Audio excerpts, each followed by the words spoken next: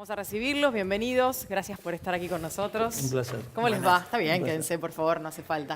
Bueno, vamos a charlar un poquito de justicia, por supuesto, y de todo esto que está ocurriendo alrededor de nuestro agosto, podríamos decir. Estamos viviendo un agosto movido. Bienvenidos, Ricardo Inti Alpert, coordinador general de la consultora Tecnopolítica, y Marcelo Vermolén, abogado especialista en acceso a la información pública, profesor de la Universidad Austral. Gracias por estar aquí ambos. Un placer. Empezamos por las cuestiones legales, ¿les parece? Empezamos por ahí un poco a colación de lo que hablaba recién y lo que contaba recién Nico sobre la falta de credibilidad en la justicia en la Argentina. Claramente todas las cosas que venimos viendo de alguna manera nos llevan a ese lugar. ¿Qué lectura está haciendo de este momento de la justicia y de esta causa en particular y cómo está llevándola adelante el juez Bonadío? Siguiendo un poco lo que decía Nicolás, el 11% de aceptación que tiene hoy la justicia en la Argentina muestra claramente, digamos, el grado de deterioro, ¿no? Y la verdad que uno se pregunta que la corrupción estructural de la Argentina, estamos viendo una investigación que no arrancó, la corrupción estructural de la Argentina no arranca en 2003 ni en 2008, lleva décadas. Y esa corrupción estructural tiene que ver con la baja calidad institucional que muestra la Argentina. Y parte del problema ha sido la justicia, que ha sido cómplice y ha sido parte de esa corrupción estructural. Entonces, cuando uno ve esta causa, que por supuesto celebra que muestre la corrupción y que emerja mucho de lo que ha pasado en la Argentina en la última década, uno se pregunta si están dadas las condiciones para que esto genere un impacto real en la sociedad. Y la verdad que para que esto suceda se tienen que dar tres condiciones. El sistema institucional que tiene que encarnarlo tiene que ser confiable para la sociedad. En segundo lugar, los actores que llevan adelante la investigación tienen que ser creíbles, tienen que tener credibilidad. Y además tienen que mostrar independencia. Y debo decir que están en dudas esas tres condiciones. Las tres condiciones, claro. Esas tres condiciones. Primero difícil. porque la justicia en la Argentina investiga mal, selectivamente, siempre hacia el pasado, es ineficaz. Los jueces no pueden explicar su patrimonio, muchos de ellos retardan las causas, las pisotean, trabajan con los operadores judiciales. Es decir, hay todo un planteo, digamos, respecto a lo que ha pasado, y uno se pregunta, si, pasando al paso siguiente, al de la credibilidad, si el juez Bonadío puede encarnar un proceso de lavallato en la Argentina, siendo un juez que ha sido parte de esa justicia contaminada durante años y que se lo vio muchas veces demorar causas y que ahora está mostrando un grado de celeridad, digamos, acorde, digamos, a las exigencias... a las circunstancias, a las tal vez, circunstancias. ¿no? Así yo quería ir con la siguiente pregunta, ¿no? O sea, primero partía de cómo se hace para garantizar la credibilidad cuando son los mismos jueces. Pero por otro lado, si uno quisiera renovar la justicia, también pierde credibilidad porque serían... imaginemos que dinamitamos como Europi, arrancamos de cero y nombramos todos jueces nuevos. Un gobierno va a designar todos los jueces nuevos. O sea, la última vez que pasó algo tan exagerado, de forma legal, de forma abierta a la sociedad, fue en la década del 90 cuando se duplicaron los juzgados federales. Digo de forma legal porque durante las últimas décadas se nombraron 200 jueces subrogantes. Sí. Pero, ¿cómo se hace para volver a la credibilidad cuando los jueces son nombrados? Aún suponiendo que no podemos hacer eso, que es necesario en la Argentina un rediseño institucional, digamos, porque el Consejo de la Magistratura salva jueces, se han salvado jueces que no pueden explicar su patrimonio esta misma semana, ¿no? Sí, digamos, exactamente. hay operadores judiciales que se siguen reuniendo con estos jueces federales. Se mueven fiscales que están investigando campañas que no se pueden explicar, campañas de la política.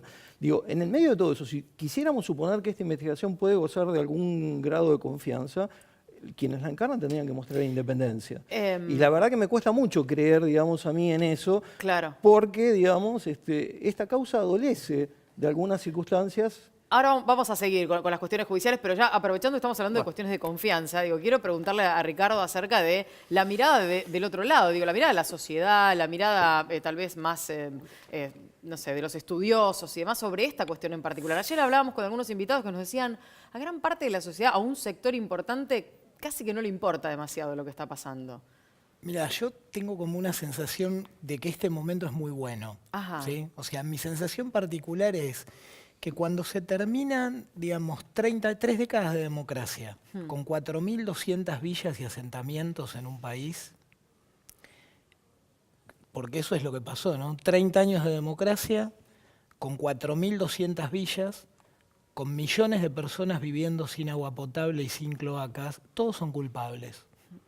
¿Sí? O sea, los medios claramente son culpables, la justicia claramente es culpable, la política claramente es culpable. Mi sensación es que se puede llegar a dar algo, tal vez no, que es que terminemos con la política de la discrecionalidad. O sea, lo que acá entra en crisis es, cuando vos en unas 3 cuadras tenés 60 familias, en cualquier barrio, en Necochea, no sé Sí. por qué el otro día lo puse como ejemplo y hoy lo repito, pero es caprichoso. Quedó Necochea ¿no? ahí. Quedó Necochea. Vos tenés 60 familias que viven en 3 cuadras en Necochea. ¿Es lógico que un ministro desde La Plata o desde el Ministerio de Infraestructura decida si se pavimenta o no? ¿O lo lógico es que las 60 familias paguen su contribución por mejoras, un crédito en el Banco Provincia o en cualquier programa de fomento y tengan agua potable, cloaca, la calle, el gas, el alumbrado público y lo que Ahora, corresponde? ¿es Pero, viable en un país como Argentina, con la extensión que tiene, con la diversidad? al con- contrario, justamente en un país como la Argentina, dejemos protagonizar al pueblo. Lo que yo pienso, lo que pensamos, digamos, un grupo que hoy en día estamos trabajando mucho para que haya una ley ahora que un poco proponga urbanizar esas 4.200 villas con la plata de la gente de las villas. En todo caso, facilitémosle crédito, pero lo primero es dejemos que compren el suelo que ocupan y dejemos que empiecen a pagar su cuenta de luz, su cuenta de ABL, lo que corresponda. Lo que nosotros pensamos es que en un país de la extensión de la Argentina, todo tipo que desde una oficina en la Casa de Gobierno define si hay agua potable o cloaca en cualquiera de las 20 y pico provincias argentinas, en los más de 2.000 municipios, en los más de 15.000 barrios sin servicios, es un cara dura.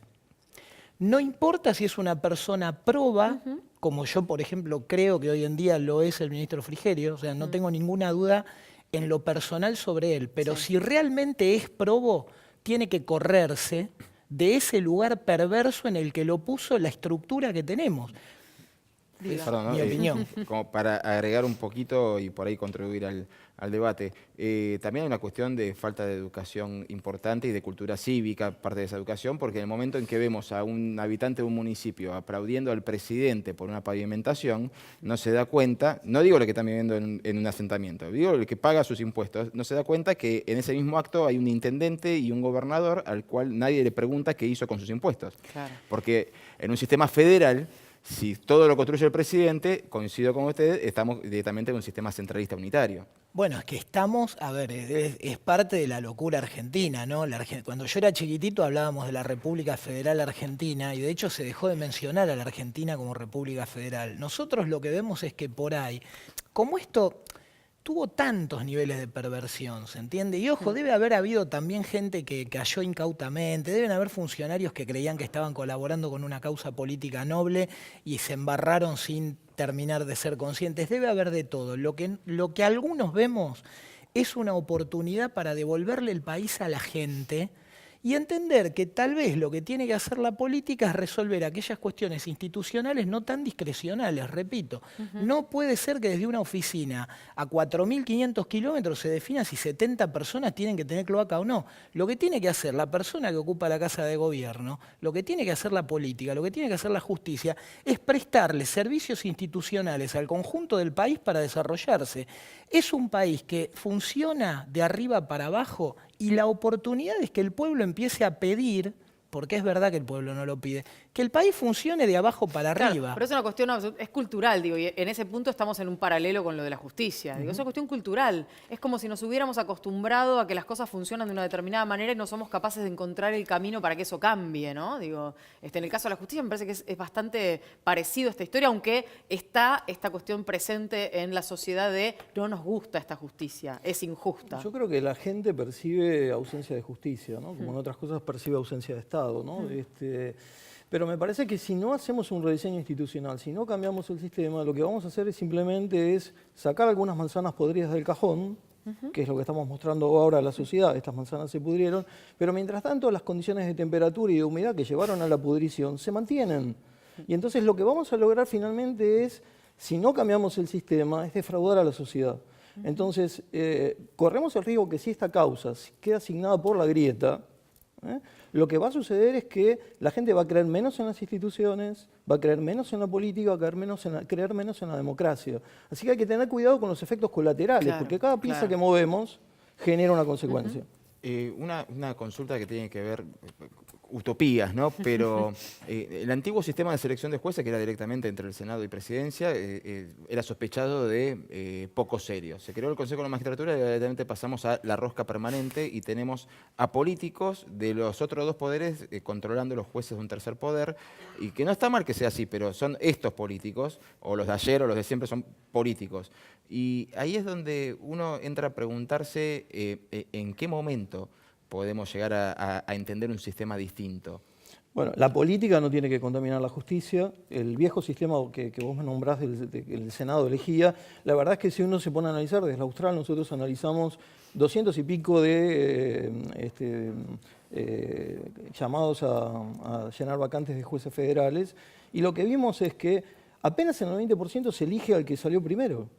Es decir, la política se encarga de que el segundo o el tercero termine, digamos, siendo el elegido. Sí. El Senado jamás obstaculizó una designación, es una escribanía. En los casos en que decidió no convalidar, devolvió, le avisó al Ejecutivo y le dijo, te devuelvo el pliego. Es decir, tenemos un sistema que no funciona. Y si uno ve después el salvataje final que hace la política de determinados jueces, termina de comprobar que la política y la justicia están contaminadas entre sí, ¿no? Lo veo a Ricardo sonreír y quiero saber qué está pensando. No, bueno, suscribo ampliamente lo que decía recién él, y lo que siento, a ver, es que es un momento de esos en los cuales puede pasar algo. Ajá. O no. Sí, o sea, pero puede es una pasar. Oportunidad. A mí me da la impresión de que es una oportunidad en donde, por ejemplo, el rol de los medios me parece que es fundamental. O sea, la no demonización de tal o cual. Él decía recién, no le apostemos a la grieta. ¿Sí? Yo hace 2 años, fui invitado a otro programa en donde preguntaba qué grieta había respecto de si poner cloacas o no en los lugares donde no hay cloaca. O sea, ¿quién es el que no está de acuerdo? Entonces, me da la impresión de que hoy en día nos tenemos que tratar de permitir todos bajar un poquito los decibeles. Está bien que vaya en cana quien corresponda, eso está perfecto, digamos, me parece que es importante, pero lo más importante es entender que la diferencia entre los países desarrollados y los subdesarrollados, en algún aspecto que yo me dedico a estudiar de la economía política, es bastante simple. Nosotros trabajamos cuando tenemos plata, ¿sí? Y ellos tienen plata porque trabajan. Sí, es una cuestión, es una paradoja muy particular. O sea, nosotros hemos naturalizado la miseria institucional, judicial, productiva, al punto tal de que cuando hay una persona con ganas de trabajar que no tiene trabajo, todos pensamos, claro, no se le puede dar trabajo porque no hay dinero. Claro. Si rompemos esos paradigmas, si nos animamos a pensar que tenemos que hacer 30 puentes sobre el riachuelo el año que viene, porque es en definitiva no ilegal, delirante no tenerlos, por ahí descubrimos algo. Eso creo que se empieza a abrir ahora. ¿Cómo habremos institucionalizado todo esto? Que hasta la propia expresidenta en el Senado dijo el otro día, bueno, esto no es Oslo, digo, ¿no? Como para tener un parámetro hasta dónde llegamos. Tratemos de serlo. Tratemos de serlo. Gracias por haber venido ambos. Un placer la invitación.